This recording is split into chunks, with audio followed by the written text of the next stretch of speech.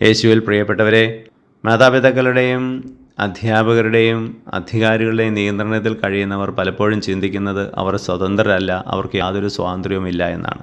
അവർ ആഗ്രഹിക്കുന്ന സ്വാതന്ത്ര്യം തങ്ങളെ നിയന്ത്രിക്കുന്നവരുടെ അനുവാദമില്ലാതെ തങ്ങൾക്ക് യഥേഷ്ടം എന്തും പറയാനും പ്രവർത്തിക്കാനും സാധിക്കുന്ന ഒരവസ്ഥ.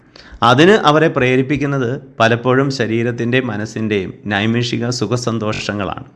അതിൻ്റെ പിന്നാലെ പോകുമ്പോൾ അത് അവരുടെ ഭാവിയെ, അവരുടെ ആരോഗ്യത്തെ, അവരുടെ പഠനത്തെയൊക്കെ ബാധിക്കുന്നുണ്ടെങ്കിലും അതിൽ തന്നെ തുടർന്ന് ചെയ്യാനാണ് ആഗ്രഹിക്കുന്നതെങ്കിൽ, അത് സ്വാതന്ത്ര്യം എന്ന് അവർ കരുതുന്നതെങ്കിൽ അത് അടിമത്തമാണ്.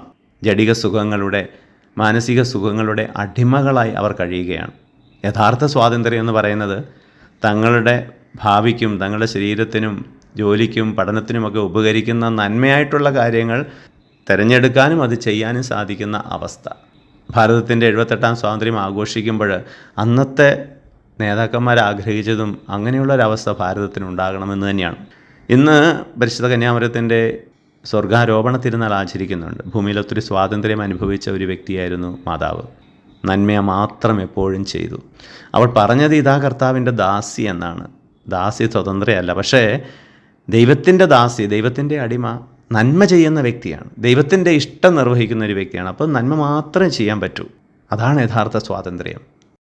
സ്നേഹനാഥനായ ഈശോയെ, ഞങ്ങളെ അനുഗ്രഹിക്കുമാറാകണമേ, ഇപ്പോഴും എപ്പോഴും എന്നേക്കും. ആമേൻ.